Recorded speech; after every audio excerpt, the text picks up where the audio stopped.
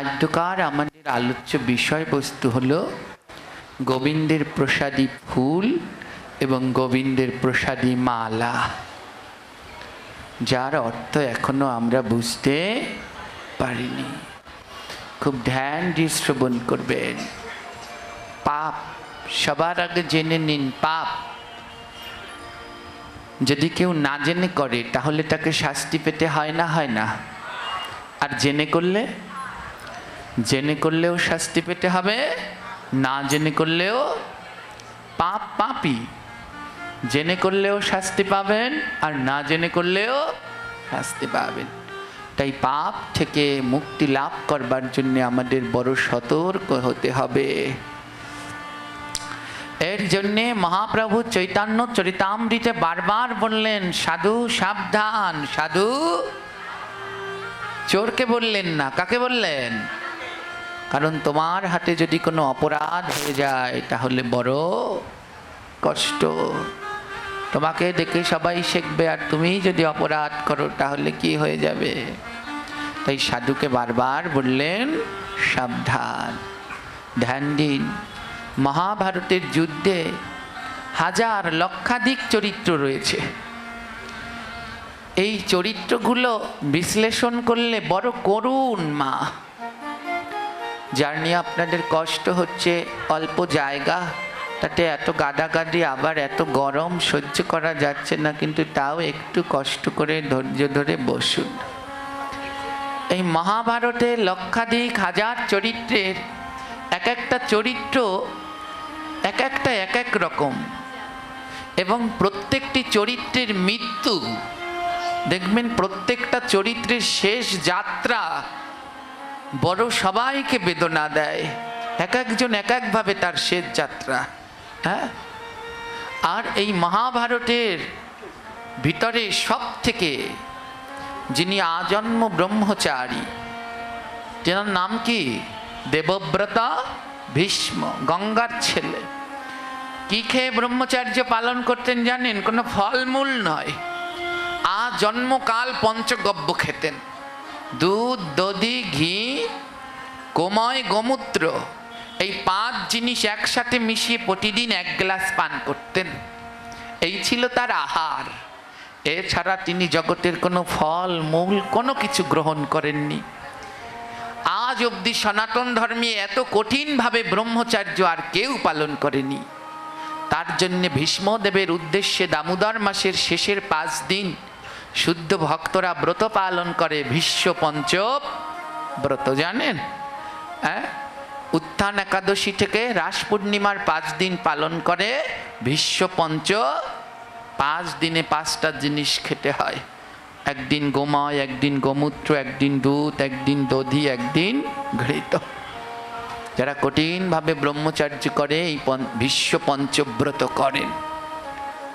এই মহাভারতে সব থেকে ন্যায় এবং নিষ্ঠাবান ছিলেন ভীষ্মদেব। কিন্তু কি আশ্চর্য জানেন?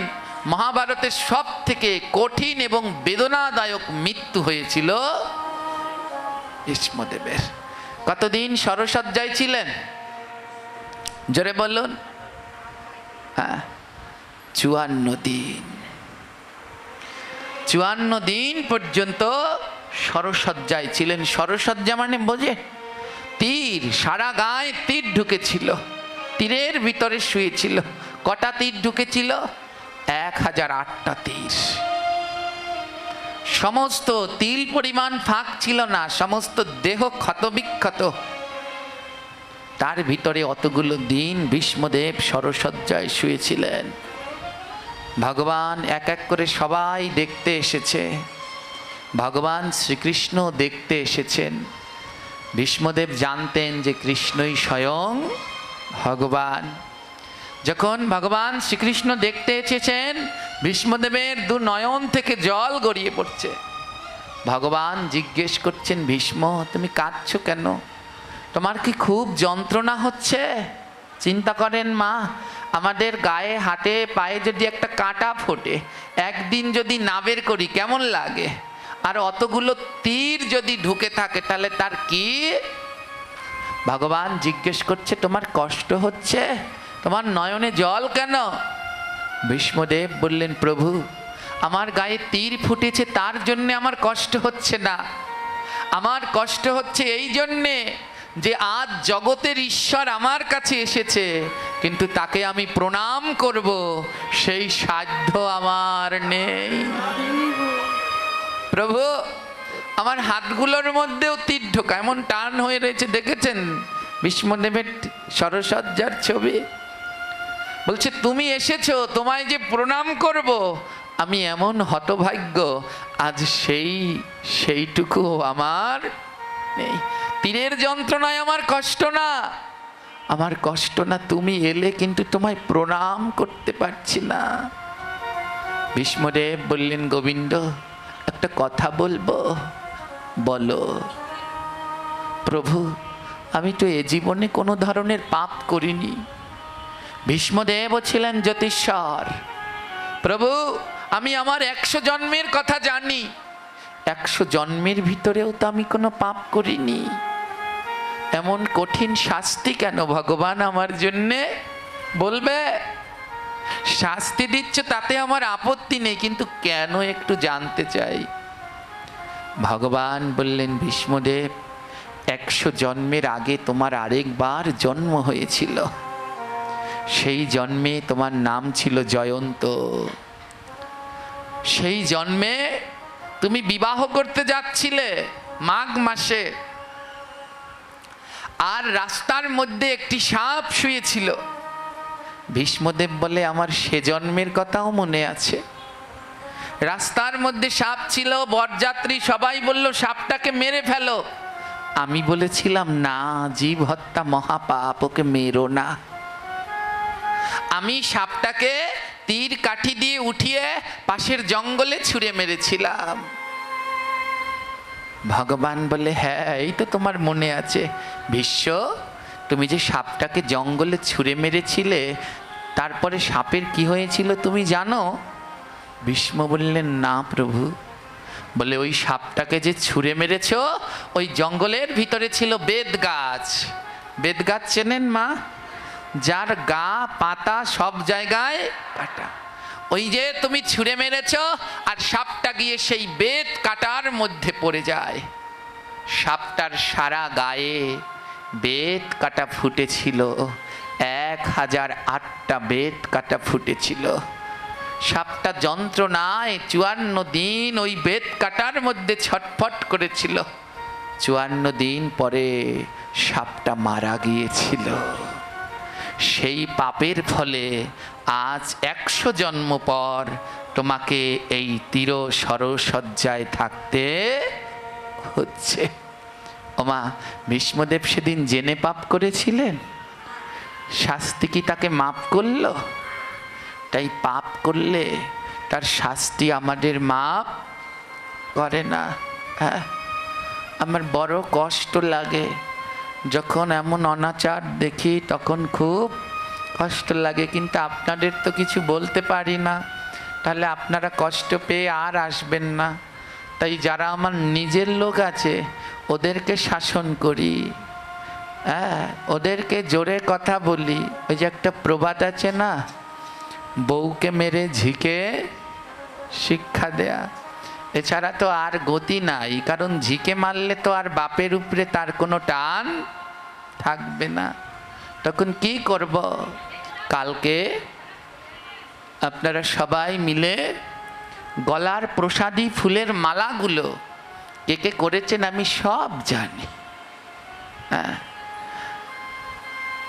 কে কে করেছেন সব দেখেছি, বারবার নিষেধ করেছি, কিন্তু তাও আপনারা কি করছেন? সেই প্রসাদী মালা, গলা থেকে মালা ফুলগুলো নিয়ে ছুঁড়ে ছুঁড়ে মারছেন।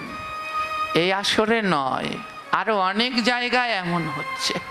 আমি মোবাইলে দেখি, আমি সারাটাক্ষণই যতটা সময় ফ্রি থাকি পাঠ শুনতে খুব ভালোবাসি। আমি দেখি যখন কোনো ভাগবত বক্তা আসে, তার সাথে যারা যারা আসে সবার গলায় মালা দেয়, আর সেই মালা থেকে ফুল খুলে ছুঁড়ে ছুঁড়ে মারছে। শুনুন এই প্রসাদী মালার মহিমা কি। প্রথম শ্লোকে বললেন, अर्चितस्व हरेह मल्लम गंधायम वा जहा परित्यज्यते अवज्ञाया स्वा पापात्मा नरके पतित ध्रुवम। যে ব্যক্তি ভগবান হরির পূজিত মালা গন্ধ ফুল চন্দন অবজ্ঞা করে ত্যাগ করে সে মহাপাপী হয়ে নিশ্চিতভাবে নরকে পতিত হয়। আমরা দেখি অনেকের গলায় মালা পরায়, কিন্তু মালাটার উপরে সে বিরক্ত হয়ে যায়, আর বিরক্ত হয়ে মালাটাকে খুলে মাটিতে, কিন্তু ভুলে গেছে ওই মালাটা ভগবানকে পরানো হয়েছিল। এটা যে কোনো পুষ্পমাল্য আপনাদের গলায় আগে পরানো হয় না, ওই মালাটা আগে ভগবানকে ভাগবতকে নিবেদন করা হয়, তারপরে সেই প্রসাদী মালাটা ভক্তদের গলায় পরানো হয়। এই প্রসাদী মালাকে কি করতে হয় পরের শ্লোকে বললেন, নৈবা তজ্জায়ম হরেরহ মল্লম নৈব তজ্জায়ম বিভূষণম ধর্মায় স্থিরসি ভক্তাতু সর্ব পাপ প্রণশনম। এই শ্লোকে বললেন ভগবানের মালা বা অলংকার কখনো ত্যাগ করা উচিত নয়। কেউ যদি কৃপা করে তোমায় ভগবানের কোনো পুষ্প মাল্য বা অলংকার বস্ত্র আদি দিল, কোনো সময় ওটা ত্যাগ করো না। বলে কি করব? ধৈর্যম শিরসি ভক্তা, হে ভক্ত ধৈর্য ধরে সেই পুষ্প মাল্য যদি পারো শিরে ধারণ করে রেখে দাও, শিরে ধারণ করে রেখে দাও। ত্যাগ করা তো দূরের কথা, গ্রহন্ত বললেন ভগবানের নিবেদিত পুষ্পমাল্য শিরে ধারণ করতে হয়।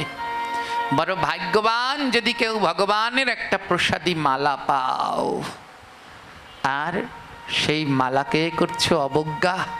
পরের শ্লোক কি বলল?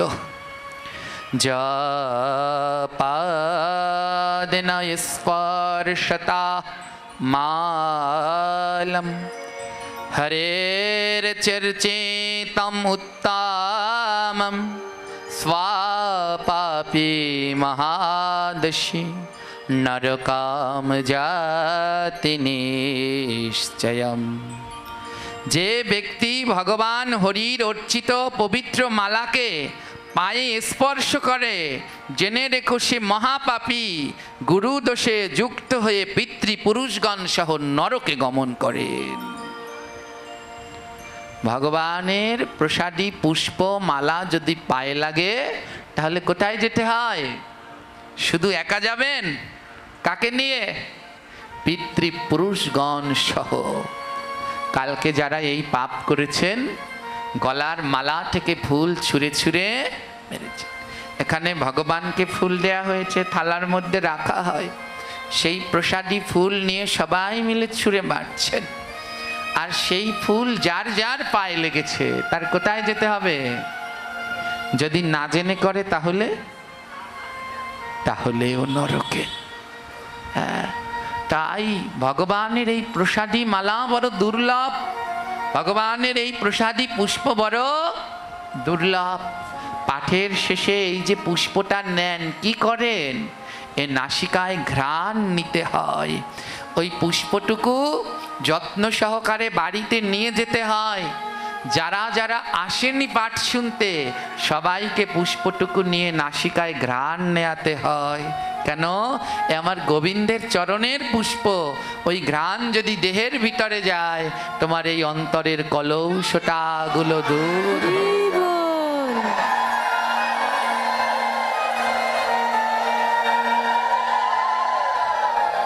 পরের শ্লোক কি বলল শুনুন, আরো আছে, কত শুনবেন।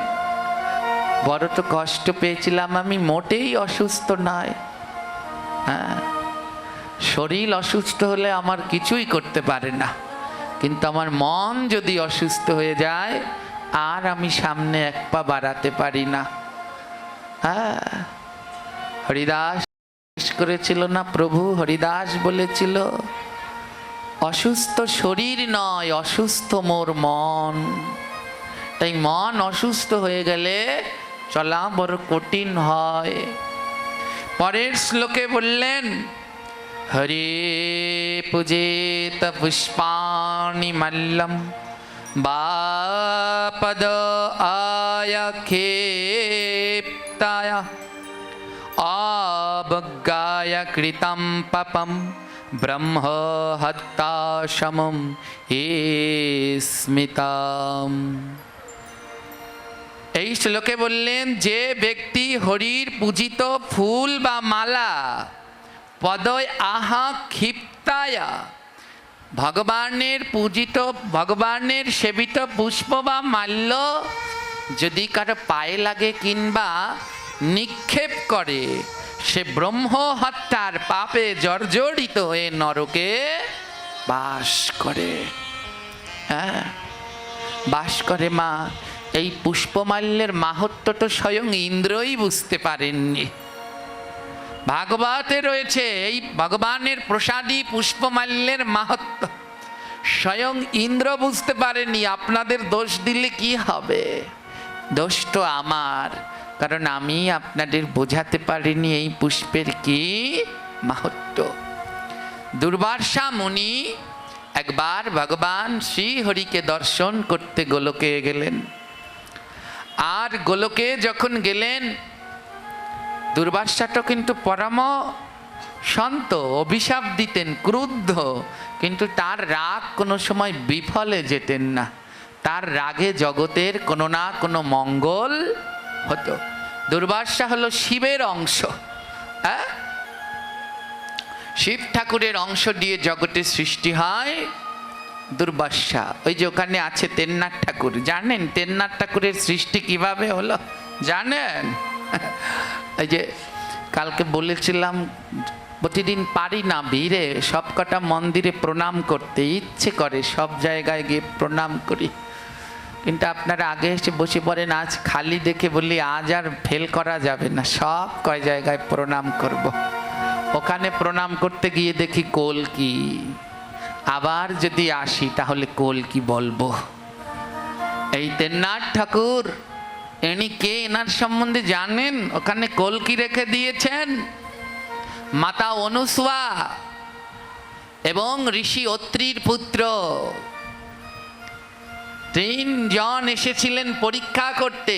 বিষ্ণুর অংশ থেকে হয় দত্তাত্রেয়, আর দত্তাত্রেয় ওই তেন্নাথ ঠাকুর। আর শিবের অংশ থেকে হয় দুর্বাসা, ব্রহ্মার অংশ থেকে হয় চন্দ্র। পরের বারে বলবো, আজ বলবো না তেন্নাথ ঠাকুর কে। ধ্যান দিন, এই দুর্বাসা মুনি ভগবানকে দর্শন করে আসছেন। আর ভগবান কাছে যখন গেল, ভগবান বললেন, দুর্বাসা তোমাকে আমি কি দেব? তোমাকে দেওয়ার মতো আমার কিছুই। ভগবান তার গলার প্রসাদী পুষ্পমাল্য দুর্বাসাকে দিলেন। হ্যাঁ, এই যে মালাগুলো পরানো হয়েছে, এগুলো কি আগে আমার গলায় পরানো হয়েছে? আগে কাকে দেয়া হলো?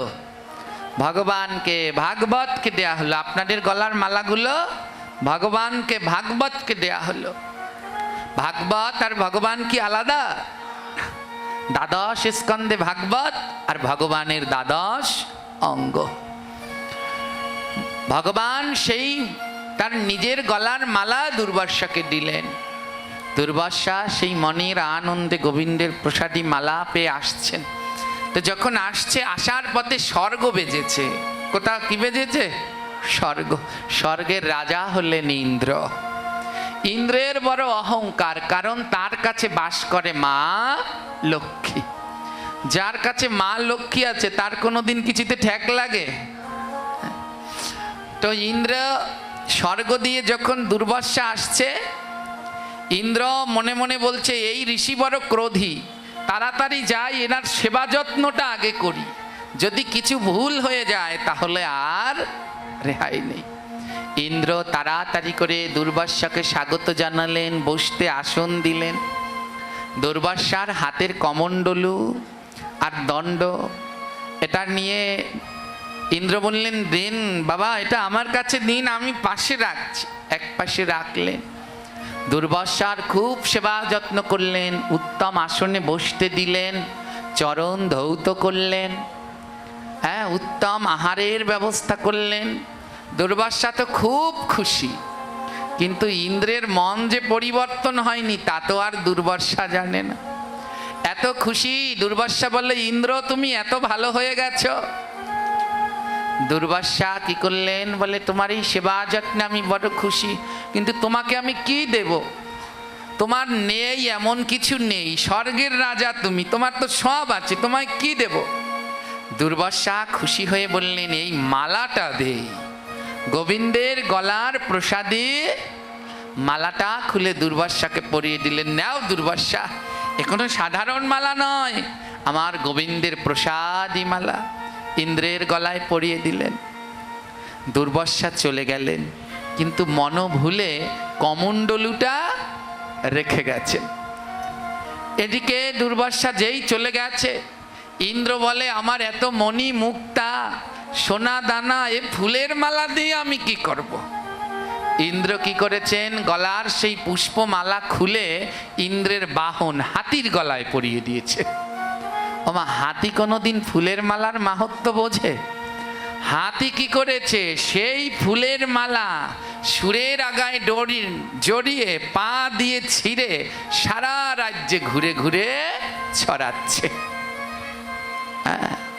আমাদের দশাও হয়েছে সেই, মালা দিতেই আমরা জানি না। তাই যাদের গলায় মালা দিলে মালার মূল্য বুঝবে, আমার মনে হয় তাদের গলায় এখন থেকে মালা পরানো উচিত। ইন্দ্র কি করলেন, মালার মাহাত্ম্য বুঝলেন না, হাতির গলায় দিয়ে দিলেন। আর হাতি সেই মালা নিয়ে সমস্ত জায়গায় ছিঁড়ে ছিঁড়ে ফেলেছে। এদিকে কিছু দূর যাওয়ার পরে দুর্বাসা দেখে যে কমণ্ডলু আনতে ভুলে গেছি। দুর্বাসা আবার ফিরে গেলেন স্বর্গে। আর স্বর্গে গিয়ে দেখেন সেই গোবিন্দের প্রসাদী মালা সারা বাড়ি ছড়ানো, আর সবাই মিলে পাড়াচ্ছে। দুর্বাসাকে কি আর থামানো যায়? দুর্বাসা ক্রুদ্ধ হয়ে গেলেন, এত বড় সাহস ইন্দ্র, তোমার স্বর্ণদানা আছে বলে আমার গোবিন্দের মালার মাহাত্ম্য বুঝলে না। আমি অভিশাপ দিলাম, এখনই এই জগতের লক্ষ্মী ধ্বংস হয়ে যাক। সঙ্গে সঙ্গে স্ত্রী লক্ষ্মী ধ্বংস হয়ে গেল। ওই যে দুহাত হালা লক্ষ্মী দেখেন এমনি করে বসে আছে, ও লক্ষ্মী এখন আর নেই। লক্ষ্মী হলেন 8 প্রকারের। ওই লক্ষ্মী দুর্বাসার অভিশাপে ধ্বংস হয়ে যায়। সমস্ত দেবতারা স্ত্রীহীন হয়ে যায়, কারো সৌন্দর্য রইল না, আর সোনা দানা জগতে কোনো ধন সম্পদও রইল না। কোথায় পাওয়া যাবে সেই লক্ষ্মী?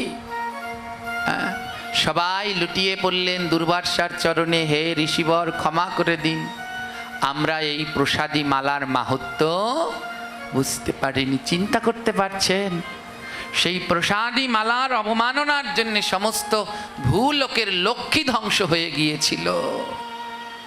হ্যাঁ, তখন সবাই মিলে দুর্বাসার চরণে লুটিয়ে পড়লেন, আমরা এই প্রসাদী মালার মাহাত্ম্য বুঝতে পারিনি, কি করে আবার লক্ষ্মীকে ফিরে পাবো?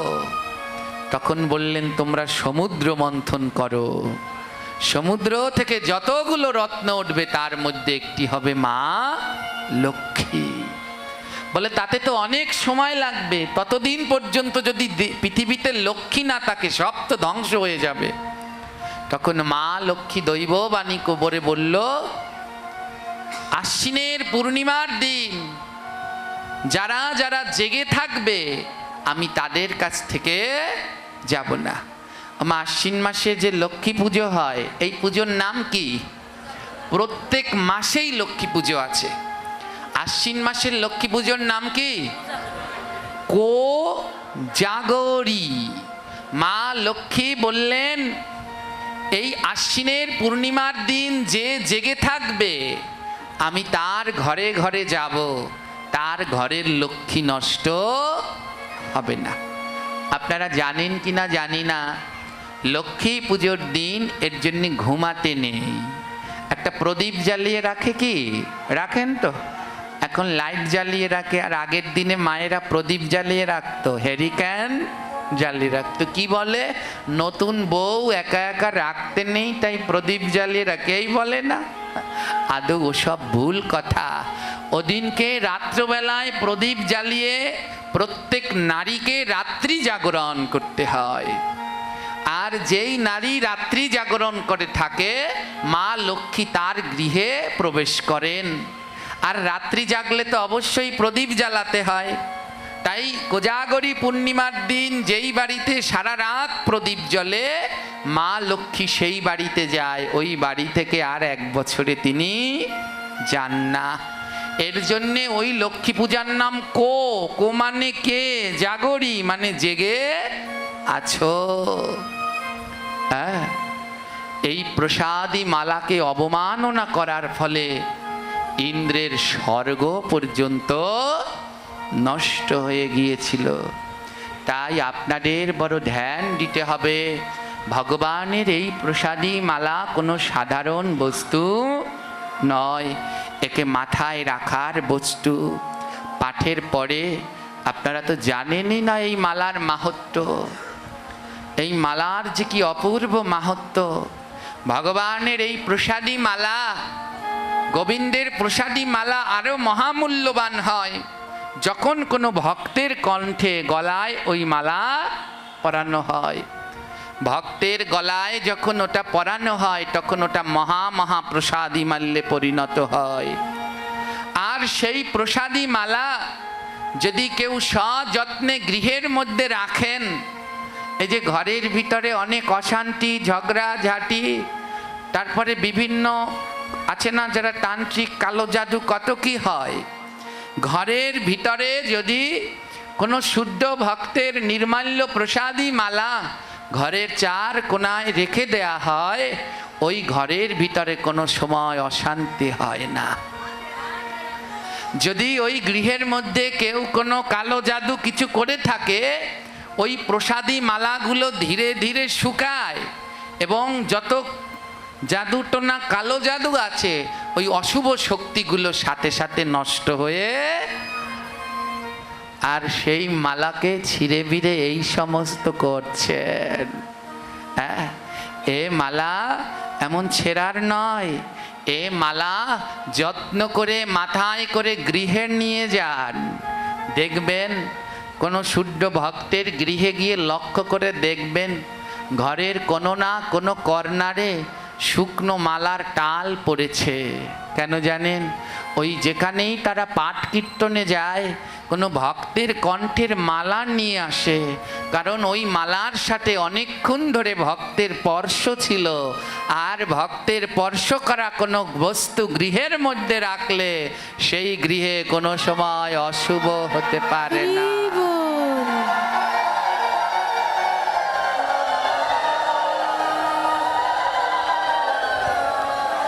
তাই ভগবানের এই প্রসাদী মাল্য ফেলবার নয় মা, মস্তকে ধারণ করে রাখবার বস্তু। স্বয়ং ইন্দ্র বুঝতে পারলেন না সেই মালার মহিমা, লুটিয়ে পড়েছিলেন সেদিন যে বুঝতে পারিনি প্রভুর প্রসাদী মালার এমন মহিমা। তাই আমাদের সকলকে বুঝতে হবে ভগবানের এই প্রসাদী পুষ্পের কি মহিমা। এই পুষ্প ছিঁড়ে ছিটানো যাবে কি?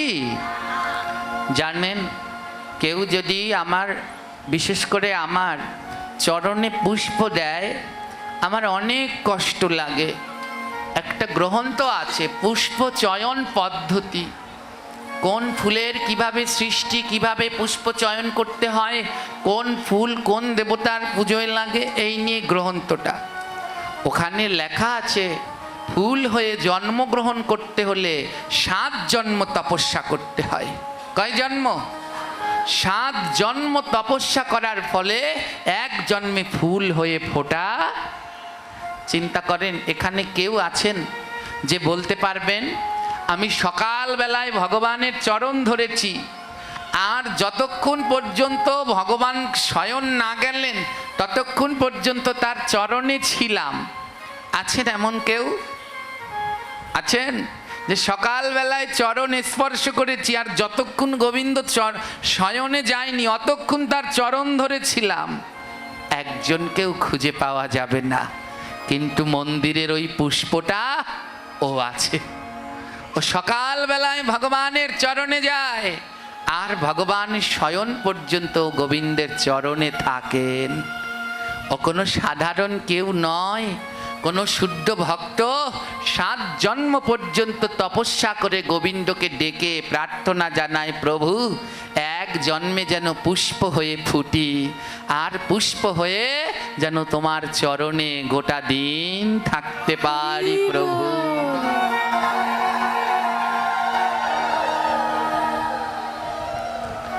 তাই যখন কোনো জায়গায় গিয়ে দেখি অমন পুষ্প দেয়, তা আমি সবাইকে বলি কি, আমার চরণে পুষ্প দিও না।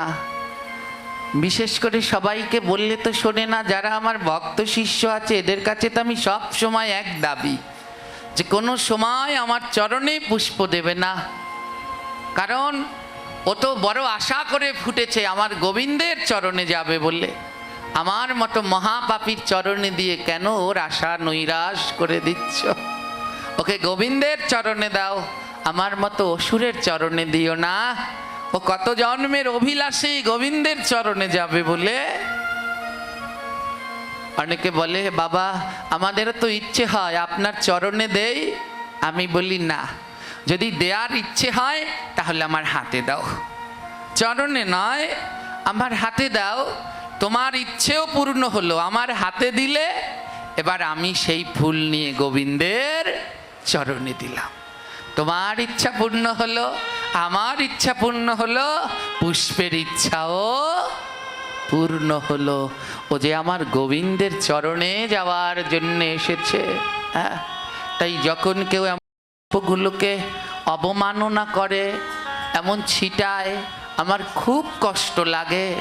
হ্যাঁ, ও যে বাসর ঘর সাজায় না ফুল দিয়ে, ফুল দিয়ে সাজায়, তো আমার মনে হয় ওগুলো মহা মহা অপরাধ। ওই ফুলগুলো দিয়ে আমার গোবিন্দকে সাজাও।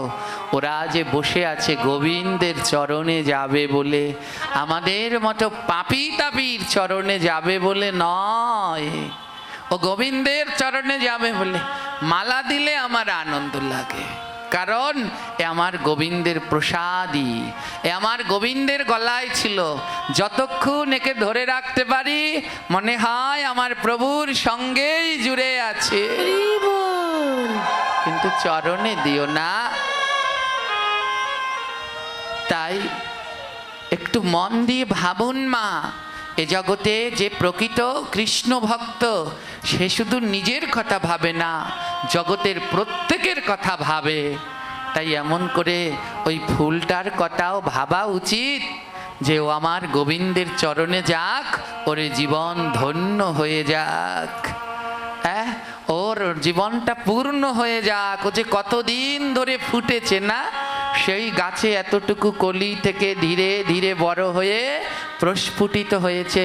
যেদিনও ফুটেছিল সেদিন ওর মনে কত আনন্দ, আজ আমি গোবিন্দের চরণে যাব।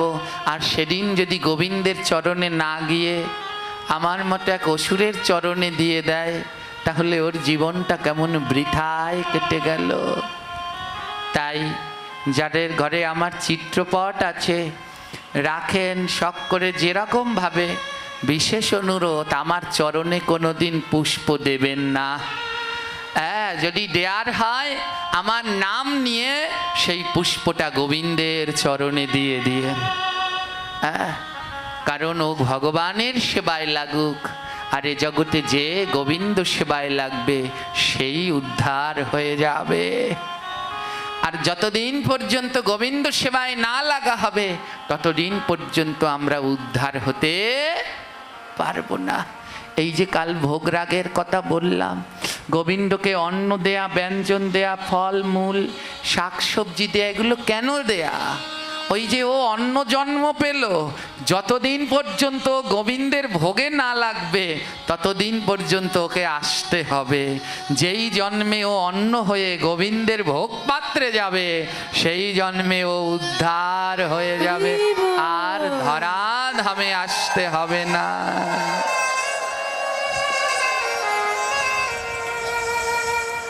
ভগবানের এই প্রসাদী নির্মাল্যের কি মাহাত্ম্য ধ্যান দিয়ে শ্রবণ করুন। পুরীতে জগন্নাথের এক বিশেষ ভক্ত ছিল। এই ভক্তের নাম তলিছা মহাপাত্র। খুব মন দিয়ে শুনবেন, ভক্তের নাম কি? তলিছা মহাপাত্র। এই তলিছা মহাপাত্র ভগবানের একনিষ্ঠ ভক্ত, গোবিন্দ বই কিছুই বুঝতেন না। পুরীর জগন্নাথ মন্দির বড় আশ্চর্য। যারা বলে ভগবান কোথায়, তাদের একবার শ্রীধাম পুরীতে যাওয়া দরকার। জগন্নাথের ওই আশ্চর্য মহিমা না দেখলে বুঝতে পারবেন না যে আমার প্রভু কত করুণাময়। পুরীতে প্রতিদিন জগন্নাথের রন্ধনশালায় 10,000 ভক্তের রান্না হয়। কতজন ভক্তের? আমা 10,000 ভক্তের রান্না করতে হলে কতগুলো হাঁড়ি পাতিল কড়াই লাগবে বুঝতে পারেন? কিন্তু জানেন আজও পুরীতে কোনো সিলভার, স্টিল, পিতল এসব ব্যবহার করা হয় না। আজও 10,000 ভক্তের রান্না হয় মাটির পাত্রে। আর একটা চুলোর উপরে 9টা পাতিল সাজানো হয়। কয়টা? 9টা পাতিল সাজানো হয়, নিচে জাল দেয়া হয়, কিন্তু রান্না হয় সবার আগে নিচেরটায় না। কোনটায়? আমা যদি পরমান্ন রান্না করেন, পরমান্ন বোঝেন তো, মিষ্টান্ন যদি রান্না করেন, যদি 5 মিনিট নাড়া না দেন নিচে লাগবে না? লাগবে না। জগন্নাথ মন্দিরে আজও পরমান্ন হয়। 1-2 পদ নয়, কত শত পদ রান্না হয়, কিন্তু জগন্নাথ মন্দিরে কোনো হাতা খুন্তি নেই, কোনো নাড়ানাড়ি হয় না। একসাথে বসিয়ে দেয়, একটার উপরে আরেকটা, আরেকটার উপরে আরেকটা, এমনি 9টা পাত্র হাঁড়ি বসানো হয় একটা চুলার উপরে। সুন্দরভাবে জগন্নাথের রান্না হয়ে যায়। কোনো গ্যাসে রান্না হয় না, আজও কাঠের চুলায় রান্না হয়। আমার কাঠের চুলায় রান্নলে পাতিলে কালি লাগে না? লাগে না। আজও পুরীর জগন্নাথ মন্দিরে কাঠের চুলায় রান্না হয়, কিন্তু কোনো পাতিলে 1 ইঞ্চি কালি লাগে না। জগন্নাথের ভোগ হয় যেই পাত্রে রান্না করে সেই পাত্র সমেত। এই দিব্য লীলা দর্শন না করলে বুঝতে পারবেন না। 10,000 ভক্তের রান্না হয় প্রতিদিন। কোনো কোনো দিন 1 লক্ষ ভক্ত চলে আসে মন্দিরে, কিন্তু রান্না হয় কত? আবার ঝড় বৃষ্টি, পুরীতে তো বেশি ঝড় বৃষ্টি হয়, কোনো দিন ঝড় বৃষ্টিতে 2-3 হাজার ভক্ত আসতে পারে না, কিন্তু রান্না হয় কত? প্রতিদিন 10,000 ভক্তের রান্না। কোনো দিন ফেলানো যায় না, কোনো দিন কমও। এর জন্যে জগন্নাথের মহাপ্রসাদ। জগন্নাথ স্নান করেন পুষ্করে, সাজগোজ করেন দ্বারকায়, ভ্রজন করেন পুরীতে, আর শয়ন করেন বৃন্দাবনে। সেই রাসলীলা করে নিধু মন্দিরে শয়ন যায়। দেখেছেন নিধু মন্দিরে আজও রাত্রবেলায় খাট সাজিয়ে রাখে, সকালবেলা উঠে দেখে বৃন্দাবনের সেই খাট কেমন এলোমেলো হয়ে যায়। আজও নিধু মন্দিরে রাধারানীর জন্য তাম্বুল সাজিয়ে রাখা হয়, সকালবেলা উঠে দেখে সেই তাম্বুলগুলো আর নেই, ছাবা হয়ে রয়েছে। হ্যাঁ, সেই জগন্নাথ পুরী ধামে জগন্নাথের যত যত ভক্ত বাস করতেন, তার মধ্যে এক বিশেষ ভক্ত ছিল তলিছা মহাপাত্র। তলিছা মহাপাত্র জগন্নাথের ভক্ত। জগন্নাথ বিনা নাহি বোঝে অন্যত্র, শয়নে স্বপনে কেবল প্রভুর নাম করে, প্রভুর নামে তার দুই নয়নে জল ঝরে। সারাদিন তলিছা মহাপাত্র প্রভুর নাম করতেন। তলিছা মহাপাত্রের কাজ ছিল জগন্নাথকে শৃঙ্গার করানো, সাজানো। পুরীতে একটি নিয়ম আছে, যারা রান্না করবে তারা শুধু রান্নাই করবে, এরা আর মন্দিরের অন্য কোনো কাজ করবে না। যারা ভগবানের ভোগ লাগাবে তারা শুধু ভোগই লাগাবে, যারা ভগবানের শৃঙ্গার করবে তারা শুধু শৃঙ্গারই করবে, এমনি নিয়ম। তো তলিসা মহাপাত্রের কাজ ছিল প্রতিদিন জগন্নাথকে শৃঙ্গার করা। আর এ জগতে যে ভক্ত, সে সবসময় ভগবানের কথা ভাবে। হ্যাঁ ওমা, আমাদের মধ্যে আর ভক্তদের মধ্যে পার্থক্য কি? বাজারে যদি একটা কচি লাউ দেখতে পাই, আমরা লোভী। কচি লাউ দেখতে পেলেই মনে পড়ে চিংড়ি মাছের কথা, ওটা নিয়ে যাই, কিনে নিয়ে যাই, চিংড়ি মাছ দিয়ে খাবো। আর যিনি কৃষ্ণ ভক্ত, একটা কচি লাউ দেখলেই তার মনে পড়ে মুগ ডালের কথা। আমার মহাপ্রভু লাউ আর মুগ বড় ভালোবাসতেন, তাই ওই লাউটা দেখলেই মনে পড়ে এই লাউটা দিয়ে আজ মুগ ডাল দিয়ে রান্না করে আমার মহাপ্রভুর ভোগ দেব। এই তো পার্থক্য। আমরা কেবল নিজের সুখের কথা ভাবি, আর এই জগতে যিনি ভক্ত তার সুখ আমার গোবিন্দের সুখ। হ্যাঁ, আজ কালকে যখনই ভগবানের এই নিত্য ভোগের কথা হলো, আমি কয়েকজনের মুখ দেখলাম যেন তাদের মনে শত আনন্দ। হ্যাঁ, যেন দুর্গা পুজোর আনন্দের মতো তাদের আনন্দ। কারণ তাদের কাছে নিজের খাওয়া সুখ নয়, তাদের কাছে গোবিন্দের সেবাটাই সুখ। যারা যারা ভগবানের এই নিত্য সেবার সাথে যুক্ত হয়েছেন, সবার চরণে এই অধম দণ্ডবত প্রণাম জানাই। যদি আবার জন্ম দেয়, আপনাদের দরজায় যেন কুকুর হয়ে যায়, যারা আমার গোবিন্দের সেবায় এমন করে নিজেকে যুক্ত করে দিয়েছেন। আপনাদের দরজায় কুকুর হওয়া উত্তম, যারা আমার গোবিন্দের কথা ভাবে। হেন জন্ম পেয়ে তো কোনো লাভ নেই, যে জন্ম পেয়ে গোবিন্দের কথা ভাবা হয় না, গোবিন্দের প্রসাদ পাওয়া হয় না। তাই মহাজন প্রভুর কাছে বলেছেন, প্রভু এই 84 লক্ষ জনি ভ্রমণ করে এই দুর্লভ মানব জন্ম পেয়েছি, এক দুটো জন্ম নয়। জলে যায় নবলক্ষাতি স্থাবরবিংশতি কৃমি কীটারুদ্রাসম্হা পক্ষিনাম 10 লক্ষাকম 30 লক্ষানি পশুনায়ম চ 4 লক্ষাকম অন্নান্নম। হে প্রভু, এই 84 লক্ষ জনি ভ্রমণ করে এই দুর্লভ জন্ম পেলাম। জলযান অবলক্ষাতি, জলের মধ্যে জন্মেছিলাম 9 লক্ষ বার। হে কৃষ্ণ ভক্তগণ, এই মানব জন্মটা কত দুর্লভ বুঝতে পারলেন না। বারবার সবাইকে বলি, তোমরা প্রসাদী হও। যারা গলায় তুলসীর মালা পরনি, মালা পরো। যারা এখনো মালা জপ করো না, তারা জপ করো। যারা একাদশী করো না, তারা একাদশী করো।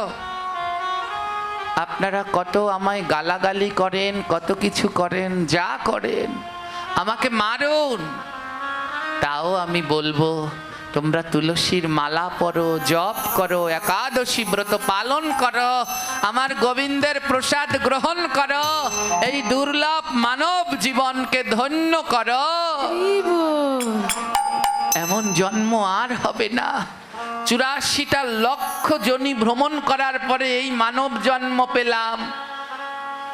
এর জন্য এক পাশে দাঁড়িয়ে মহাজন বললেন, প্রভু যতবার জন্ম দেবে ততবারই যেন তোমার সেবায় লাগি।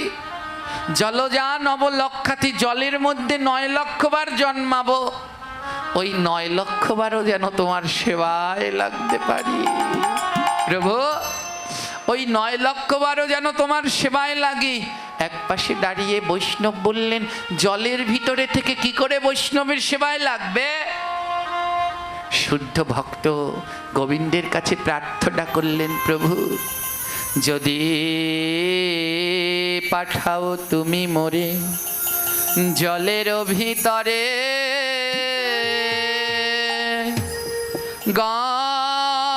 গঙ্গাতে মিন করে পাঠায় আমারে। প্রভু ওই জলের ভিতরে কোন জন্মে মুক্তি হবে জানো? যেই জন্মে শঙ্খ জন্ম হবে। জলের ভিতরে 9 লক্ষবার জন্ম, মুক্তি হবে কোন জন্মে? যেই জন্মে শঙ্খ হব।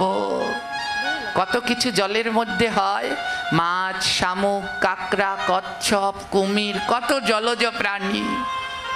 মুক্তি পাবো সেই জন্মে যেই জন্মে শঙ্খ হব, তাও সব জন্মে নয়। যেই জন্মে শঙ্খ হয়ে গোবিন্দের মন্দিরে যেতে পারবো, সেই শঙ্খ দিয়ে আমার গোবিন্দের চরণ ধোয়ানো হবে, সেই জন্মে জলস্নান।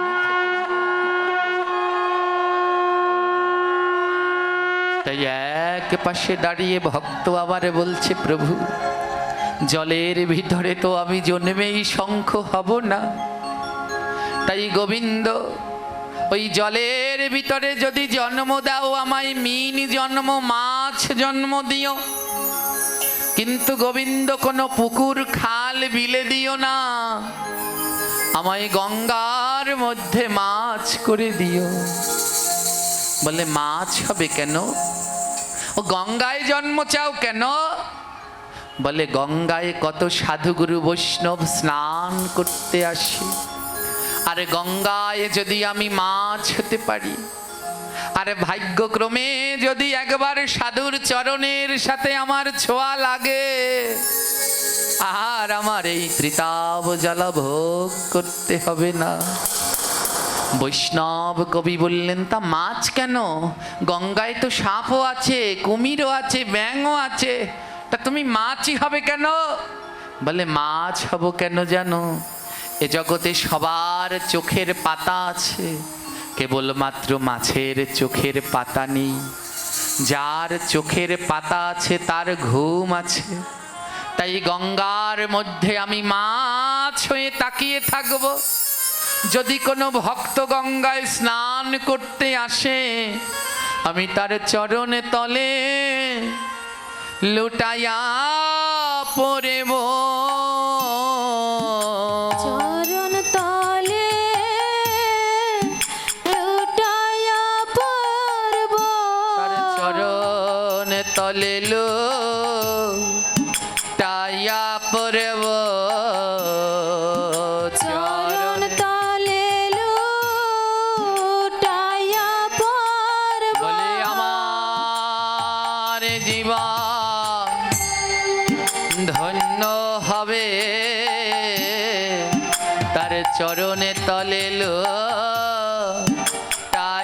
পড়ব। আমার জীবন ধন্য হবে, চরণ তলে লুটাইয়া পড়ব। আমি ভক্ত বড় ভালোবাসি, ভক্ত বড়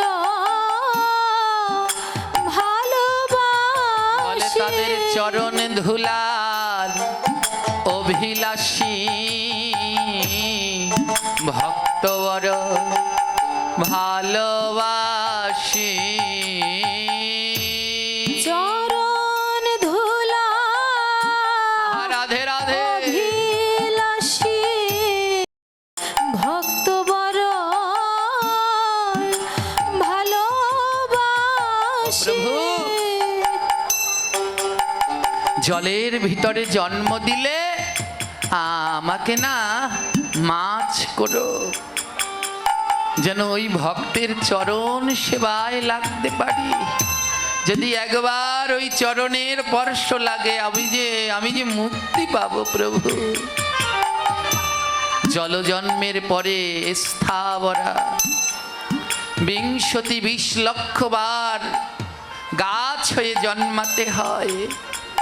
বলে প্রভু যদি গাছ হয়ে জন্মাই, আমি যেন তুলসী গাছ হয়ে জন্মাই। হরি বল, হরি বল। ও গোবিন্দ, তুলসী গাছ রাস্তার পাশে হয়, বড় লোকের বাগানে হয়। আমি যদি তুলসী গাছ হই, যেন কোনো ভক্তের বাড়ির বাগানে হই। আর ভক্তের বাড়ির বাগানে যদি আমি তুলসী গাছ হই, আমার প্রাণের ভক্ত ওই তুলসী পাতা চয়ন করে তোমার চরণ তলে দেবে প্রভু। চরণ তলে দিবে প্রভু। তোমার চরণ সেবা লাগব প্রভু। চরণ সেবায় লাগব প্রভু। ও প্রভু, আমি চরণ বড় ভালোবাসি। চরণ বড় ভালোবাসি। আমায় চরণ ছাড়া করো না গো, আমি চরণ বড় ভালোবাসি। চরণ ছাড়া করো না গো, চরণ বড় ভালোবাসি। ও প্রভু, গাছ হলে যেন আমি তুলসী হই, আর তুলসী হয়ে যেন তোমার চরণের সেবায় লাগতে পারি। পক্ষী নাম, এরপরে তো পাখি জন্ম। ও ভক্ত, তুমি পাখি হলে নিশ্চয়ই ময়ূর হবে। ভক্ত বললেন না না না না না, ও প্রভু, আমি যেন কোনো জন্মে ময়ূর না হই, কারণ ময়ূর হয়ে তোমার মাথার উপরে আমি থাকতে পারবো না। ও প্রভু, যদি পাখি জন্ম দাও, আমায় সুখ সারি করে দিও। সুখ সারি করে দিও। তোমার নাম গাইব বদনে ভরে, আমায় সুখ সারি করে দিও। নাম গাইব হরি বল, হরি বল। বদন ভরে, সুখ সারি করে দিও। আমি নাম যে বড় ভালোবাসি। নাম যে বড় ভালোবাসি। ও প্রভু, আমার পাখি জন্ম দিলে সুখ সারি করে দিও। যদি ময়ূর হয়ে আমার পাখা তোমার শিরের উপরে উঠে, আমি সইতে পারবো না। আর যদি কোনোদিন বা ময়ূর জন্ম হয়, তবে আমার পাখা দিয়ে যেন তোমার ওই বাতাসের পাখা হয়। হরি বল, হরি বল। আমার পুচ্ছ দিয়ে যেন তোমার বাতাস করার পাখা হয়, কিন্তু তোমার মাথার উপরে আমি থাকতে পারবো না প্রভু। তার থেকে আমায় সুখ সারি করো, বদন ভরে তোমার নাম গাইব। তলিছা মহাপাত্র প্রভুর তেমন ভক্ত, সারাদিন মুখে নাম। হরে কৃষ্ণ হরে কৃষ্ণ, কৃষ্ণ কৃষ্ণ হরে হরে, হরে রাম হরে রাম, রাম রাম হরে হরে। হরে কৃষ্ণ গৌর হরে কৃষ্ণ কৃষ্ণ হরে হরে সবাই মিলে উচ্চ স্বরে মা হরে রাম হরে রাম রাম রাম হরে হরে হরে কৃষ্ণ হরে কৃষ্ণ কৃষ্ণ হরে হরে হরে রাম রাম রাম রাম হরে হরে হরে কৃষ্ণ হরে কৃষ্ণ কৃষ্ণ কৃষ্ণ হরে হরে রাধে রাধে হরে রাম হরে রাম রাম রাম হরে হরে এক পাশে দাঁড়িয়ে ভক্ত জিজ্ঞেস করছে ও বৈষ্ণব এমন তোমরা নাম করো কেন এ নাম করলে কি হয় বৈষ্ণব কবি বললেন যার নাম গাইছি এই কৃষ্ণ ইনি হলেন নামী এই নামী বাস করেন গোলক বৃন্দাবনে এই মানব জীবন কখন ধন্য হবে যদি কোনোদিন কৃষ্ণ দর্শন হয় কোনোদিন গৌর দর্শন হয় আমার গৌর আমার কৃষ্ণ তো সেই গোলক বৃন্দাবনের ধন কেউ যদি কৃষ্ণকে গোলক থেকে নামাতে পারে তাহলে তার নাম হলো নাম নামে নামি নামে ও ভক্ত তাই নাম করলে আমার গোবিন্দ জীবের কাছে নেমে আসে তাই বদন ভরে গাও হরে কৃষ্ণ হরে কৃষ্ণ কৃষ্ণ কৃষ্ণ হরে হরে হরে রাম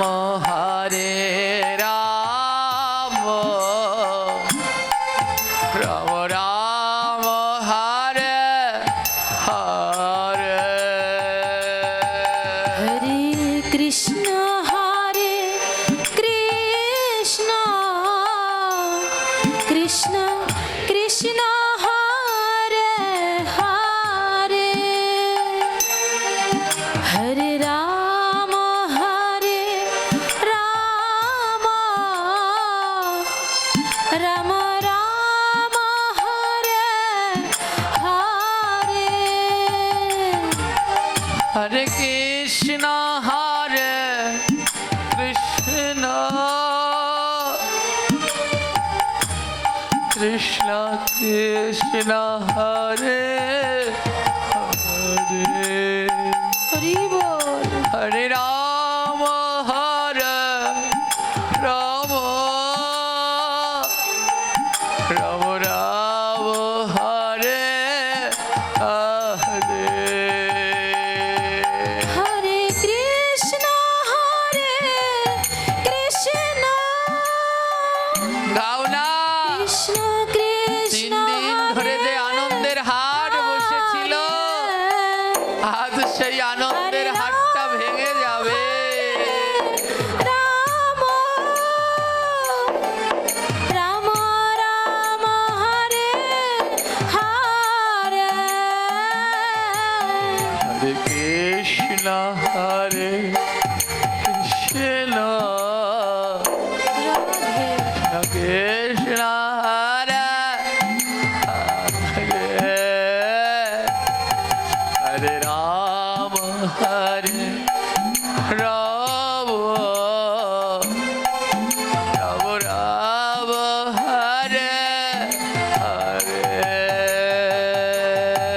হরে কৃষ্ণ হরে কৃষ্ণ রাধে কৃষ্ণ হরে হরে হরে রাম রাম রাম হরে হরে। বৈষ্ণব ঠাকুর, আমি যে নাম করছি, আমার নাম প্রভু গ্রহণ করেছে কিনা আমি কি করে বুঝবো? কি করে বুঝবো আমার ভগবান আমার কাছে আসবে?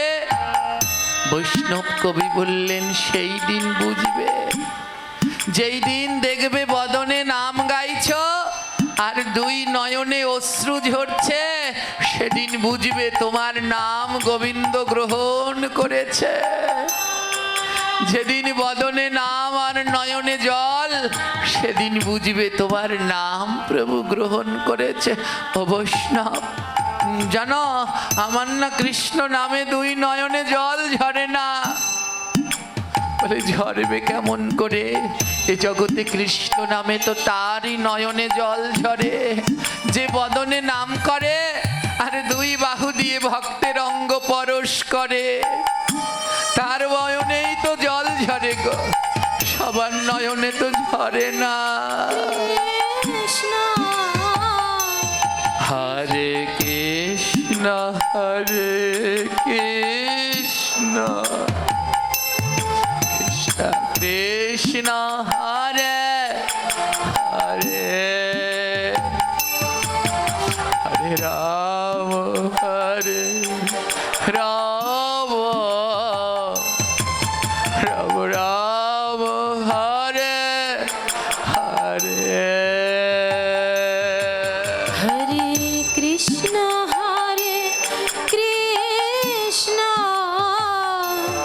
কৃষ্ণ কৃষ্ণ হরে হরে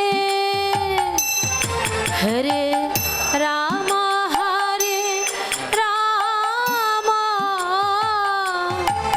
রাম রাম হরে হরে।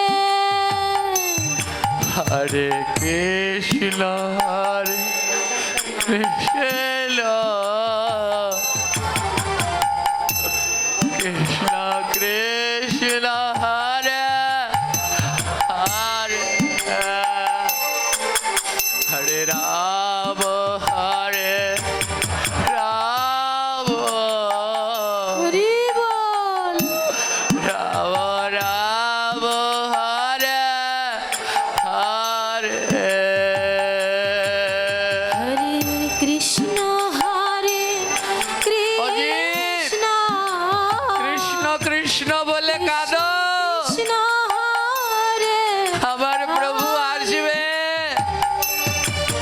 হরে রাম যে নয়ন জল দেখলে আর থাকতে পারে না। রাম রাম হরে হরে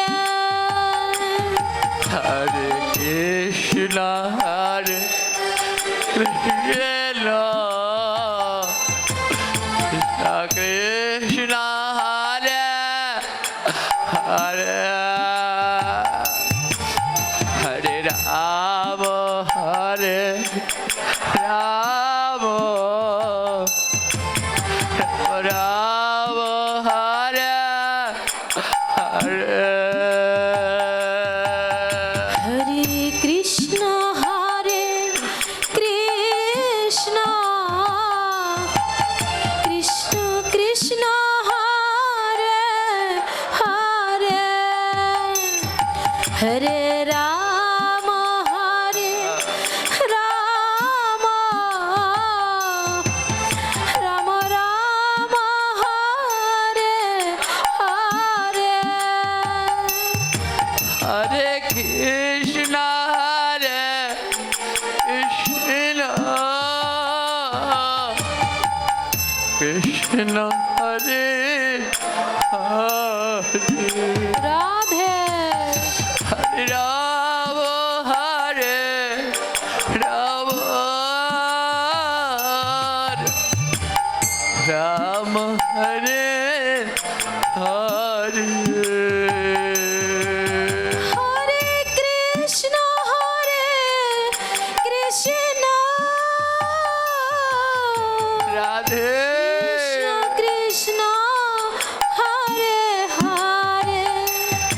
দেখা দাও প্রভু, হরে একবার দেখা দাও। রাম বেলা বড় কম রাম ভগবান। হরে হরে কৃষ্ণ কৃষ্ণ কৃষ্ণ হরে হরে হরে রাম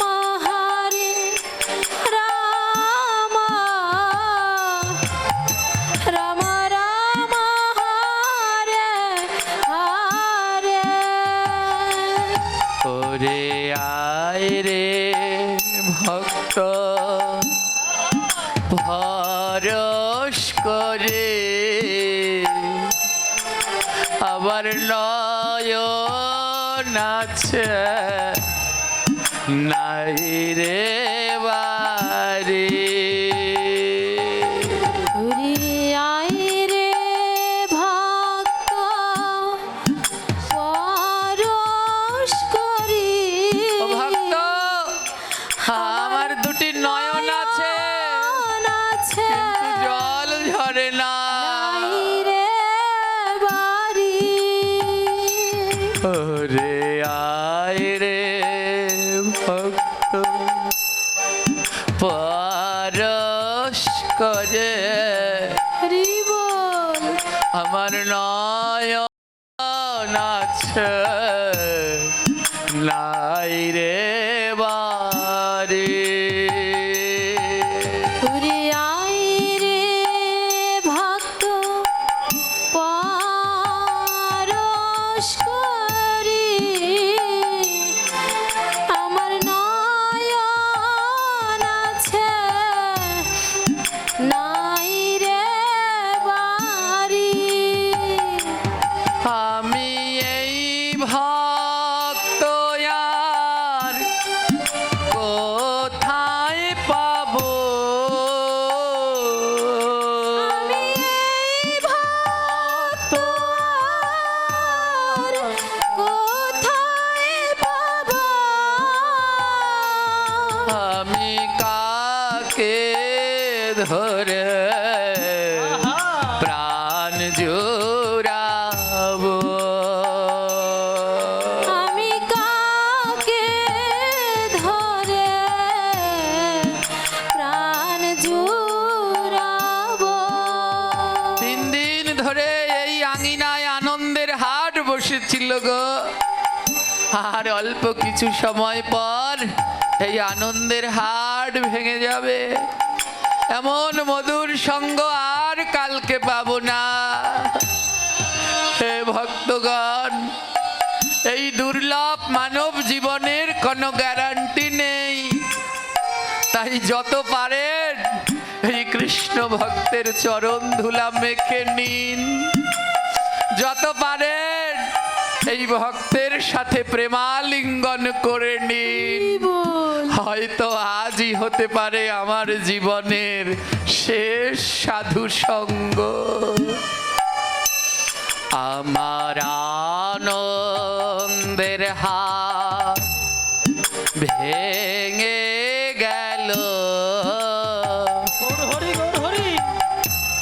বলি এবার যাবার সবাই হলো। আমার আনন্দের হাত রাধে ভেঙে গেল, গৌর হরিব। এবার যাওয়ার সময় হলো। আমি এমন ভক্ত আর কবে পাবো? আমি এমন ভক্ত কবে পাবো? আমি এমন ভক্ত আর কবে পাবো? আমি এমন ভক্ত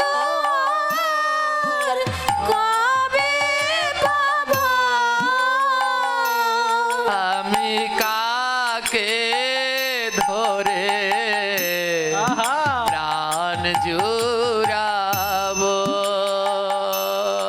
আমি কাকে ধরে প্রাণ জুড়াবো।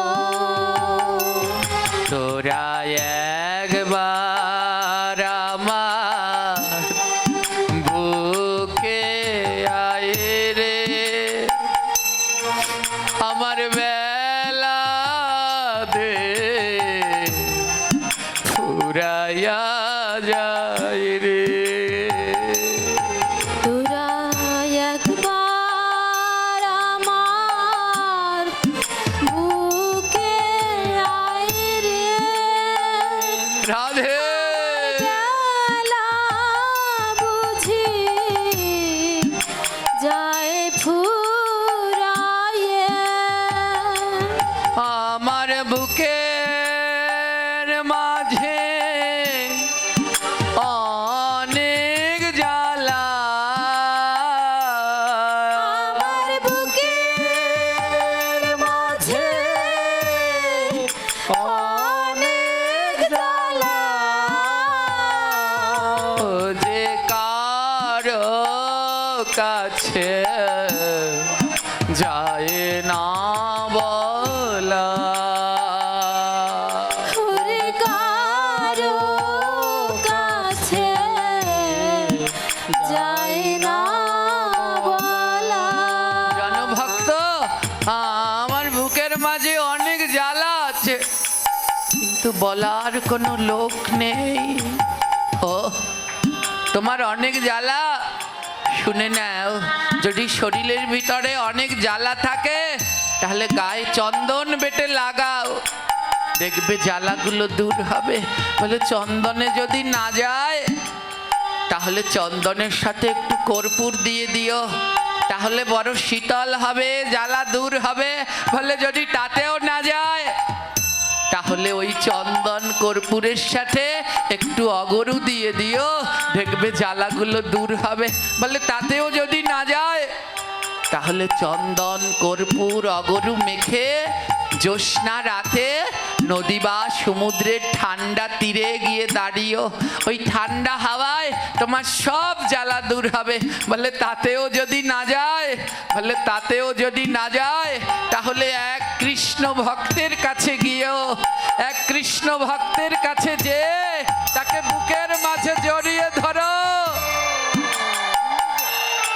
এক কৃষ্ণ ভক্তের কাছে যাও আর গিয়ে তাকে বুকের মাঝে জড়িয়ে ধরে দেখো, তোমার জন্মে জন্মের সব জ্বালা দূর হয়ে যাবে। আমার বুকের মাঝে অনেক জ্বালা,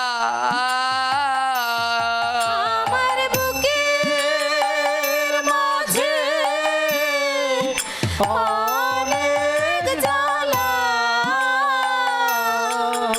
যে কারো কাছে যায় না বলা। খুঁজে কারো কাছে যায় না বলা। তোরা একবার আমার বুকে আয় রে, তোরা একবার আমার বুকে আয় রে। আমার তাপিতঙ্গ শীতল করি, আমার তাপিতঙ্গ শীতল করি। বলে আয় আয় ভক্ত পরশ করে। বলি আয় আয় ভক্ত পরশ করি। তলিছা মহাপাত্র সারাদিন কৃষ্ণ নাম করে, আর ভক্ত পেলে বুকের মাঝে জড়িয়ে ধরে, দুই নয়ন থেকে অজর ধারায় জল ঝরে, আর সারাদিন নাম করে, আর ভগবানের জন্য ফুলের মালা তৈরি করে, আর সেই ফুলমালা দিয়ে জগন্নাথকে আমার সুন্দর করে সাজায়। একদিন রত্নবেদিতে জগন্নাথ, বলরাম, সুভদ্রা আমার মনে মনে বলে, জগন্নাথ বলে, দেখেছিস দাদা, আমার ভক্ত টলিছা প্রতিদিন আমায় সাজায়, কিন্তু ওর গলায় কেউ একটা মালা পরিয়ে দেয় না। আজ আমার মালা আমি ওর গলায় পরাবো। তাই আজ নাম করতে করতে টলিছা মহাপাত্র নামে বিভোর হয়ে গেল। আর ভগবান কি করলেন, সেই ওর নিজের গাথা মালা ভক্তের গলায় পরিয়ে দিলেন। হরি বল। আর সেই ভগবানের পরশ পাওয়া মালা পরে টলিছা মহাপাত্র মন্দিরের পিছনে, রত্নবেদীর পিছনে অচৈতন্য হয়ে পড়ে আছে। পুরীতে একটা নিয়ম আছে, জগন্নাথের প্রসাদী মালার অধিকার হলো পুরীর রাজা। আপনারা তো এই মালার অধিকার বুঝলেন না। এই ভগবানের প্রসাদী মালার কি মূল্য। আজও পুরীতে প্রতিদিন রাজার বাড়ি থেকে লোক আসে, আর জগন্নাথের সেই প্রসাদী মালা রাজা মাথায় করে প্রতিদিন বাড়ি নিয়ে যায়। প্রতিদিন সন্ধ্যাবেলায় রাজা আসে প্রসাদী মালা নেয়ার জন্যে। ওমা, আজ আর জগন্নাথের গলায় মালা পরানো হয়নি। মালা কার গলায়? ভক্তের গলায়। ভক্ত মন্দিরের রত্নবেদীর পিছনে অচৈতন্য হয়ে পড়ে আছেন। এদিকে মন্দিরে যখন রাজা আসছে, ওই দুমদুমি বাজছে, রাজা মশাই আসছেন। দুমদুমি শব্দ শুনে টলিছা মহাপাত্র লাফ দিয়ে উঠেছেন, আর উঠে দেখে জগন্নাথের গলায় মালা পরানো হয়নি। টলিছা মহাপাত্র দেখে সেই মালা তার নিজের গলায়। টলিছা মহাপাত্র বলে, এ আমি কি করলাম? এ আমার কোন ভূতে ধরলো? প্রভুর গলায় না দিয়ে আমি আমার গলায় পরে বসে আছি। রাজা চলে এসেছে। এবার কি করলো জানেন? টলিছা মহাপাত্র বললেন, প্রভু আমায় রক্ষা করো। রাজা তো এখনই মালা চাবে, আমি কোনখান থেকে মালা দেব? টলিছা মহাপাত্র তাড়াতাড়ি নিজের গলা থেকে মালাটা খুলে সামনে গিয়ে দাঁড়িয়েছে। রাজা বলল, দাও জগন্নাথের প্রসাদী মালা দাও। নিজের গলার মালা খুলে টলিছা সেই মালা রাজার হাতে দিলেন। ওমা, ওটা জগন্নাথের গলার মালা কি? জোরে বলবেন, বুঝতে পারছে? ওটা কার গলার মালা? ভক্তের গলার মালা। আজ ভগবান প্রমাণ করবেন, জগৎকে দেখাবেন, আমার গলার মালার থেকেও আমার ভক্তের গলার মালা কত মূল্যবান। হরি বল। আজ তাড়াতাড়ি খুলে, ওমা ওই যে মালাটা পরে ওখানে শুয়েছিল না, ভক্ত তো মাথায় চৈতন্য আছে, ওই শিখার চুলের সাথে জড়িয়ে গেছে। তাড়াতাড়ি খুলতে গিয়ে একটা চুল মালার সাথে আটকে গেছে। আর রাজা জগন্নাথের সেই প্রসাদী মালা নিয়ে মনের আনন্দে বাড়িতে যাচ্ছেন। প্রতিদিন যেমন মাথায় করে নিয়ে যায়, আজও মালা নিয়ে রাজা বাড়িতে যাচ্ছেন, আর মনের আনন্দে কৃষ্ণ গুণগান গাইছে। বলি, চলে রে আমার মন মধুরে বৃন্দাবন, শ্যাম কুণ্ড রাধা কুণ্ড গিরি গোবর্ধন। চলে রে আমার মন মধুর বৃন্দাবন, বাবা, শ্যাম কুণ্ড রাধা কুণ্ড গিরি গোবর্ধন। ওই যমুনার তীরে তীরে তমালের বন, যমুনার তীরে তীরে তমালের বন। ওই যমুনার তীরে তীরে তমালের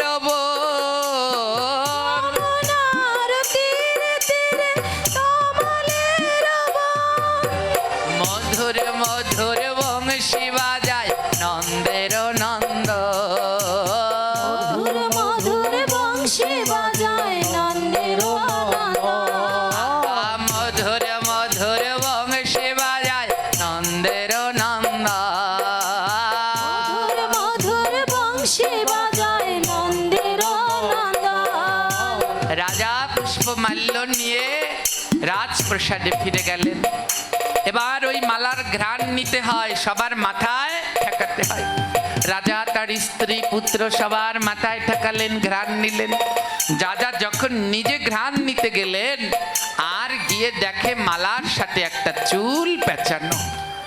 মা, এ জগতে প্রত্যেকটা মন্দিরেই দুটো পক্ষ থাকবে, আছে, চিরকাল থাকবে। ভালোর পক্ষে একদল বিপক্ষ পুরী মন্দিরেও ছিল। ওই তলিছা মহাপাত্রকে একদল লোক সহ্য করতে, ওরা সারাদিন খোঁজে কি ভুল পাওয়া যায়।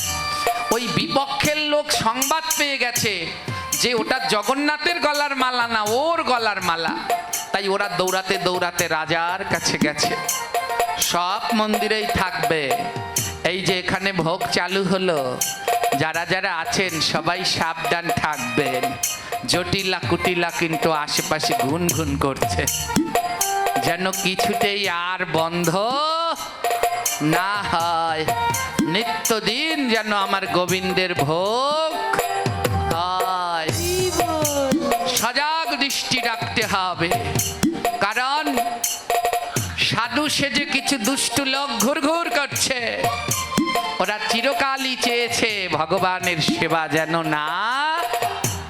অসুর কোথায়? অসুর এই মানুষের মধ্যেই বসে রয়েছে সেজে গুজে। আজ সেই দুষ্টুরা দৌড়াতে দৌড়াতে গেছে, রাজামশাই ও মালা জগন্নাথের না, ও মালা তলিছা মহাপাত্র গলায় দিয়ে বসেছিল। রাজা বলে, ঠিকই, যদি জগন্নাথের হতো তাহলে মালায় তো চুল আসতো না। যাও এখনই তলিছা মহাপাত্রকে ডাকো।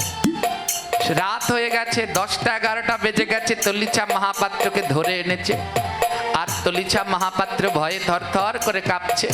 জগন্নাথ, আমায় পথ দেখাও, আমি তো নিজে কোনোদিন মালা পরতে চাইনি, এ মালা কে দিল আমার গলায়?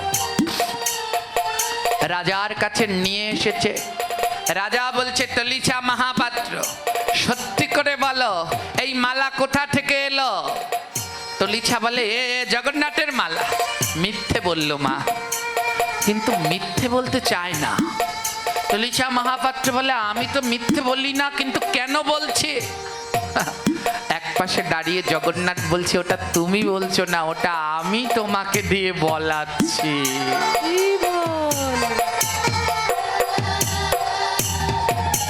রাজা জিজ্ঞেস করলো, তলিছা, এ যদি জগন্নাথের মালা হয় তা এতে চুল আসলো কোথা থেকে?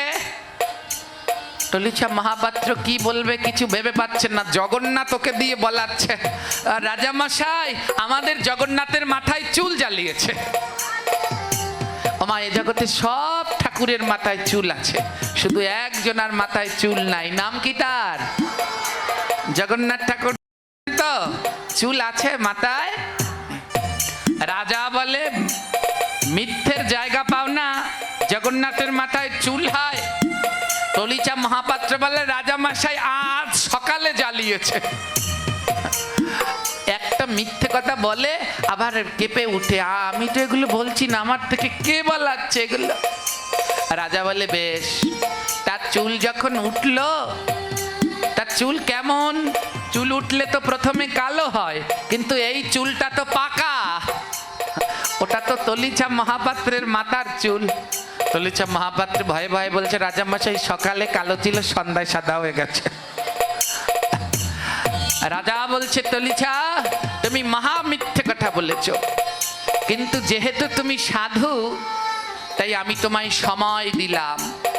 কাল সকালবেলা, এখন তো রাত 10টা, মন্দির বন্ধ হয়ে গেছে, সকালবেলা মন্দিরের দরজা খোলা হবে। আর দরজা খুলে যদি দেখা হয় মন্দিরে জগন্নাথের মাথায় চুল, তাহলে তোমার প্রাণ বাঁচবে। আর যদি না দেখা যায় মন্দিরে জগন্নাথের চুল নেই, তাহলে কাল ওই পুরী জগন্নাথ মন্দিরে প্রথম বলি হবে তুমি। এই কথা বলে তলিছা মহাপাত্রকে ছেড়ে দিল। তলিছা মহাপাত্র বাড়িতে গিয়ে ভয়ে ভয়ে কাঁদছে, আর কেঁদে বলছে, ঠাকুরে, আমি কি করলাম? এতগুলো মিথ্যে বললাম, কালকে তো জগন্নাথের মাথায় তো চুল নেই, কালকে তো আমি মরেই যাব, রাজা তো আমায় মেরেই ফেলবে, তা রাজার হাতে আমি মরবো না। রাজার হাতে মরবো কেন? তার থেকে আমি এখানে বসে বিষ খেয়ে তোমার নাম নিতে নিতে মরবো। তাই কি করলেন? বিষাক্ত সাপের বিষ নিলেন, বলে এ খেয়ে আজ এখানে মরবো, রাজার হাতে মরবো না। সেই বিষাক্ত সাপের যেই বিষ খেতে গেল, একজন এসে হাতটা টেনে ধরেছে। তলিছা মহাপাত্রের তো চোখ বন্ধ। তলিছা মহাপাত্র বলছে, ভাই আমায় ছেড়ে দাও, আমি ভগবানের নামে মিথ্যে বলেছি, আমি বাঁচতে চাই না, আজ বিষ খেয়ে মরবো। যে হাতটা টেনে ধরেছে সে বলছে, না না, তুমি মিথ্যে বলনি। যেই না কণ্ঠস্বর শুনেছে, তলিছা মহাপাত্র বলছে, এত মিষ্টি কণ্ঠস্বর তো জীবনেও শুনিনি, কে আমার হাত ধরেছে? যেই চোখ খুলেছে, তাকে সাক্ষাৎ জগন্নাথ দাঁড়িয়ে আছে।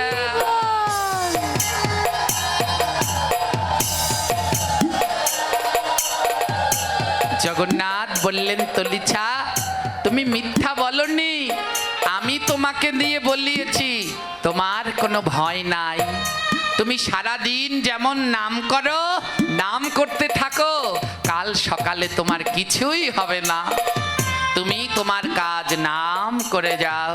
তলিছা মহাপাত্র মনের আনন্দে গাইতে লেগেছে, হরে কৃষ্ণ কৃষ্ণ কৃষ্ণ হরে হরে, হরে রাম রাম রাম হরে হরে। হরে কৃষ্ণ সবাই মিলে হরে হরে, হরে রাম রাম রাম হরে হরে। জয় জগন্নাথ বালা পুরী ধামে চলা, জগন্নাথ বলো পুরী ধাম চলো। জয় জগন্নাথ বালা পুরী ধামে চলা। জয় জগন্নাথ বলো পুরী ধাম চলো। আমা আমরা সবাই এখন পুরী যাব। কোথায় যাব? পুরীতে ট্রেনে যাব না, কিসে যাব জানেন? মনের রথে। কিসে? দেখতে হবে না কাল সকালে কি হয়। তাই সবাই মিলে এখন পুরী ধামে যাব, কেউ উঠবেন না, যে যার জায়গায় বসে থাকুন না। জয় জগন্নাথ বলো পুরী ধামে চলো। জয় জগন্নাথ বলো পুরী ধাম চলো। জগন্নাথ বলো, চলো জগন্নাথ বলো, জগন্নাথ বলো পুরী ধামে চলো। জগন্নাথ বলো, পুরী ধামে চলো। জগন্নাথ বলো তোমরা বলো বলো, বলো বলো। যত বলো লাগে রে ভালো। যত বলো লাগে রে ভালো। আমার সত্যি করে বলবেন, ভালো লাগছে না লাগছে না? লাগছে? হ্যাঁ, দেখি এবার একটা প্রমাণ নেই। যাদের যাদের খারাপ লাগে জোরছে একটা উলুধ্বনি দেন, জোরে।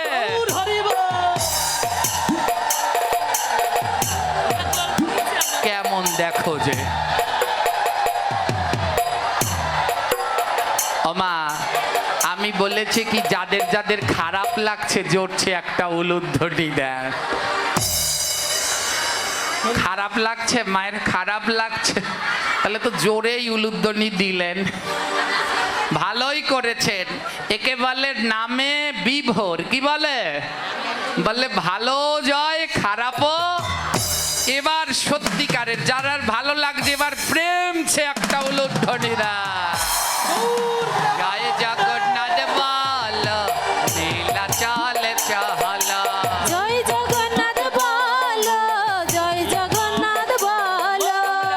যতই বলো লাগে রে ভালো। যতই বলো লাগে রে ভালো। বলো বলো আরো বলো। বলো বলো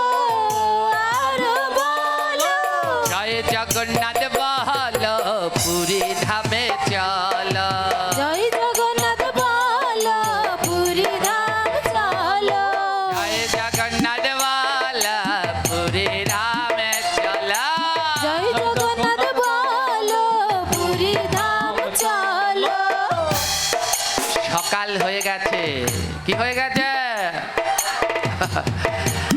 এবার এক রাত্রের মধ্যে সারা দিকে খবর হয়ে গেছে, এক রাত্রের মধ্যে সারা পুরী খবর হয়ে গেছে জগন্নাথের মাথায় চুল জ্বালিয়েছে। এবার মানুষ আর রাত্রে ঘুমায়, সব লাইনে লাইনে যাচ্ছে, সকাল হয়েছে তো সবাই গাইতে গাইতে যাচ্ছে, হরে কৃষ্ণ হরে কৃষ্ণ কৃষ্ণ কৃষ্ণ হরে হরে হরে রাম হরে রাম রাম রাম হরে হরে হরে কৃষ্ণ কৃষ্ণ কৃষ্ণ হরে হরে হরে রাম রাম রাম হরে হরে। সবাই লাইন দিয়ে যাচ্ছে। এবার একজনের সাথে আরেকজনের দেখা হয়েছে, কি গো করলার মা, এই সকালবেলা কোথায় যাও? করলার মা বলছে, আরে কুমোরের মা শোনো নাই, জগন্নাথের চুল জ্বালাইছে। এবার কুমোরের মা আবার ডাকছে, ওগো ঢেঁড়সের মা তাড়াতাড়ি আসো। টমেটোর মা দিয়েছে দৌড়। এবার সব মিলে যাচ্ছে পুরীতে, কি দেখতে? জোরে বলো। এবার রাজা মশাই এসে দেখে পুরীর মন্দিরে দাঁড়ানোর কোন তলিছা মহাপাত্র কই? তলিছা মহাপাত্র সবার সামনে দাঁড়িয়ে আছে। ওর মনের মতো জগন্নাথ ওকে কি বলেছে কাল রাত্রে, তোমার কাজ তুমি নাম করো, তোমার কোনো চিন্তা ভাবনা। তলিছা মহাপাত্র মন্দিরের সামনে দাঁড়িয়ে দাঁড়িয়ে গাইছে, ভজ গৌরাঙ্গ কহ গৌরাঙ্গ লহ গৌরাঙ্গের নাম রে, ভজ গৌরাঙ্গ লহ জোরে জোরে জোরে কহ গৌরাঙ্গের নাম রে। যে জনা গৌরাঙ্গ ভজে সে হায় আমার প্রাণের। যে জানা গৌরাঙ্গ ভজে সে হয় আমার প্রাণ রে। ভজ গৌরাঙ্গ হরি বল। গৌরাঙ্গ লহ গৌরাঙ্গের নাম রে, ভজ গৌরাঙ্গ কহ গৌরাঙ্গ লহ গৌরাঙ্গের নাম রে। মা, এই কীর্তনটা কোন সময় গায়? সকালে না রে এই রাত্র 10:30? কোন সময়?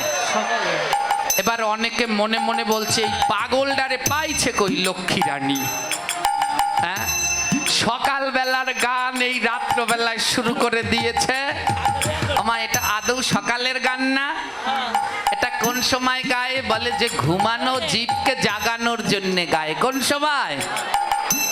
আমা আমরা জেগে আছি না ঘুমিয়ে আছি? সত্যি বলবেন। যদি জেগে থাকতাম তাহলে এখনো গলায় কেন তুলসীর মালা নাই? হরি বল। যদি জেগে থাকতাম এখনো কেন তিলক ছাড়া মন্দিরে আসি? যদি জেগে থাকতাম সব নরনারীর উত্তরী কই? যদি জেগে থাকতাম এখনো কেন মালা জপ করি না? যদি জেগে থাকতাম এখনো কেন তামসিক আহার ছেড়ে আমার গোবিন্দের প্রসাদ গ্রহণ করলাম না?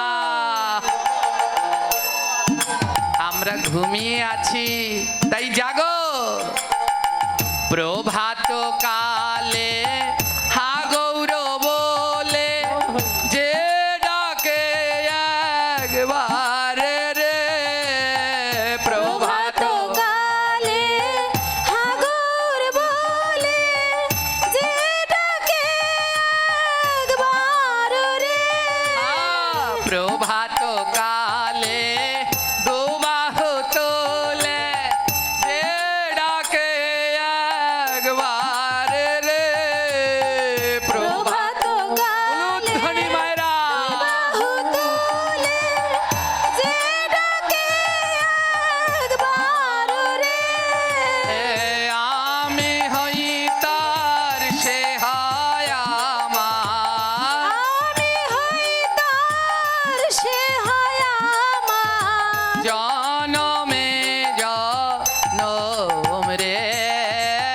প্রভাত কাল কালে তুলে যে ডাকে একবার রে প্রভাত কালে গো বলে যে ডাকে একবার রে।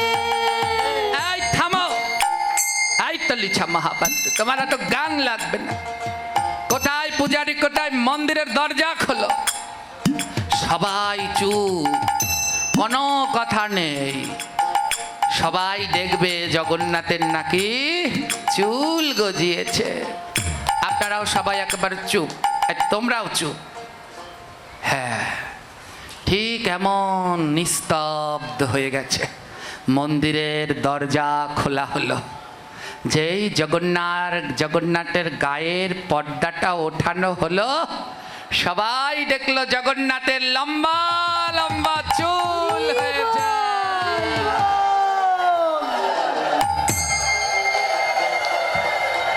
সবাই তো হা হয়ে গেছে। এবার ওই যে যারা বিপক্ষের আছে, ওরা দৌড়ে দৌড়ে গেছে রাজা মশাইয়ের নকল চুল। কাল রাতে আমরা ঠাকুর শয়ন দিয়েছি, কোন চুল ছিল। রাজা বললে এবার আমি কি করি। ওই বন্য পাণ্ডারা বিপক্ষের যারা আছে, ওরা বলছে দাঁড়ান আমরা প্রমাণ করি, টানা শুরু করি। এবার জগন্নাথের চুল টানতে যাবে। ওমা, ওটা আসল না নকল? তলিছা মহাপাত্র ছুটে গিয়ে রাজার চরণ জড়িয়ে ধরেছে। রাজা শোনো, কালকে যে কথা আমি বলেছিলাম সেটা মিথ্যা ছিল, কিন্তু আজ যেটা দেখছো এটা সত্যি। ও রাজা, কালকে আমি বলেছিলাম জগন্নাথের চুল জ্বালিয়েছে, ওটা মিথ্যা ছিল, কিন্তু আজ যে ওই চুল দেখছো ওটা সত্যি। তোমরা জগন্নাথের চুল টেনো না, আমার প্রভুর সত্যি চুল জ্বালিয়েছে। কিন্তু কেউ শুনল না। সবাই মিলে লাফিয়ে পড়লেন জগন্নাথের উপরে, আর জগন্নাথের চুল ধরে টানছে। আর দুষ্টু পাণ্ডারা বলছে, ও ভারী শক্ত আঠা দিয়েছিস না। জোরে জোরে জগন্নাথের গায়ের উপরে উঠে চুল টানতে লাগলেন। আর এক সময় এক খাবলা চুল উঠে গেল। আর যেই চুল উঠে গেল, জগন্নাথের বিগ্রহ থেকে দর দর করে রক্ত বইতে লাগলো। সবাই লুটিয়ে পড়ল, এ নকল চুল নয়, এ আসল চুল। সবাই লুটিয়ে পড়েছে। ওরে তলিছা মহাপাত্র, তুই আমার জগন্নাথের এমন ভক্ত, তোর জন্যে আমার জগন্নাথ আজ মাথায় চুল গজিয়েছে। শুধু চুল নয়, সকালে চুল গজায়, রাতের মধ্যে সেই চুল আবার পাকায়। জগন্নাথ বলেন, রাজা, আমি আমার ভক্তের জন্য সব পারি। ওই মালা আমি আমার ভক্তের গলায় পরিয়েছি। শোন রাজা, দৈববাণী করে জগন্নাথ বলছে, শোন, আজ থেকে আমার মালার থেকেও দামি হবে আমার ভক্তের গলার প্রসাদী মালা। কোন নর নারী যদি শুদ্ধ ভক্তের প্রসাদী মালা গৃহের মধ্যে রাখে, আমি জগন্নাথ সেই প্রসাদী মালার পরশ পাওয়ার জন্যে তার গৃহে গমন করে। হে কৃষ্ণ ভক্তগণ, ভগবানের এই প্রসাদী মালা ছিঁড়ে ছিঁড়ে ছড়ানোর জিনিস নয়। এ বড় যত্ন করে মাথায় করে গৃহে নিয়ে যান। যেখানে ভাগবত পাঠে যাবেন, কোনো মহতের গলার মালা আমারটা নিয়ে টানাটানি করবেন না। আমার মতো গুন্ডার মালা নিলে গুন্ডা হবেন। হ্যাঁ, মহৎ শুদ্ধ ভক্ত মহাত্মা যাদের মুখের কথায় নয়নে জল ঝরে, তাদের সেই পরশ অর্চিত মালা, কত ভাগ্যবান এ মালা। আমরা যদি কোনো মহতের কাছে একটু আলিঙ্গন করতে যাই, কয় মিনিট রাখবে বুকে? হায়েস্ট 1 মিনিট, এর বেশি রাখবে? আর এ মালার কত ভাগ্য, যার গলায় পরায় ঘন্টার পর ঘন্টা ধরে তার সাথে পরশ করে, তার অঙ্গগন্ধ মালা নিজের মধ্যে গ্রহণ করে নেয়। জগন্নাথ বললেন, আজ থেকে ভক্তের মালা উত্তম হইল। আজ থেকে ভক্তের মালা উত্তম হইল। এই কথা জগতেতে প্রমাণ হইল। এই কথা জগতে প্রকট হইল। সেই লীলা আদ্যপি করে গোরারাই।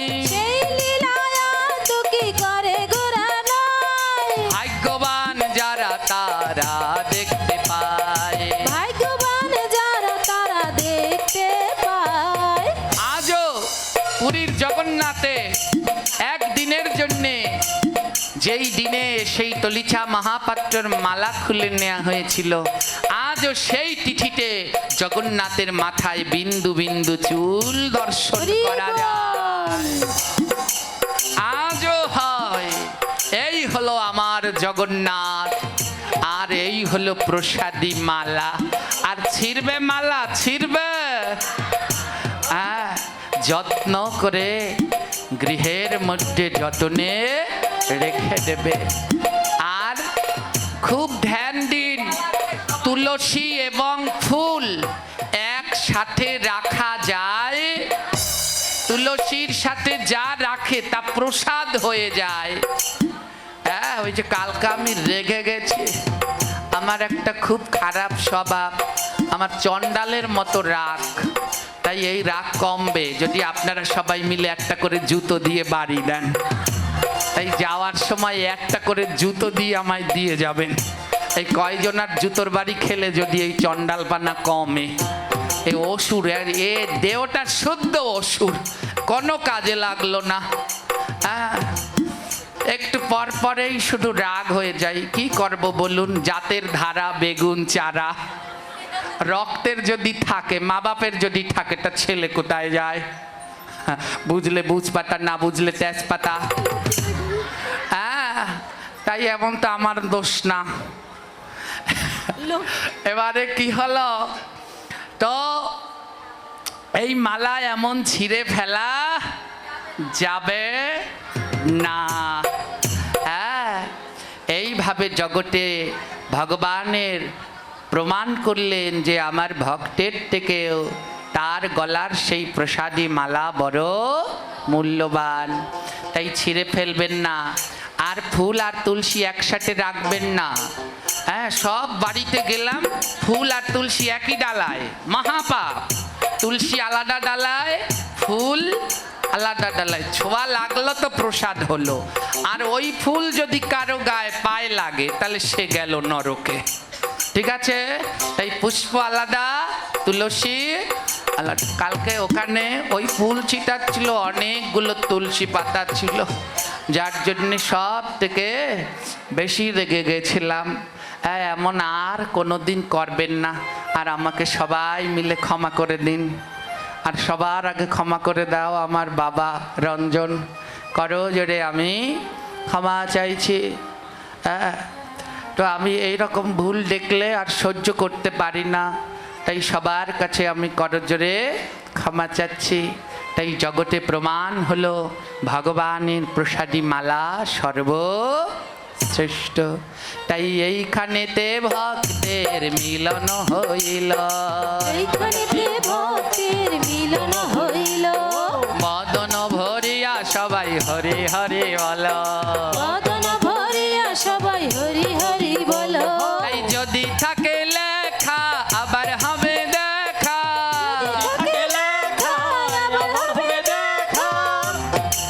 যদি থাকে লেখা আবার বৈশাখ মাসে আছে একদিন হবে।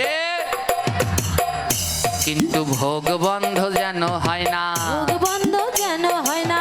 ভোগ বন্ধ যেন হয় না। ভোগ বন্ধ যেন হয় না। তাহলে কিন্তু আর আসবো না। সবাই কড়া দৃষ্টি রাখবেন যেন আমার গোবিন্দের মন্দিরে নিত্য ভোগ হয়। এবং মরু বাবা, মানতোষ বাবা, লক্ষ্মী মা, এনারা সবাই মিলে একটা সুন্দর তালিকা করবে।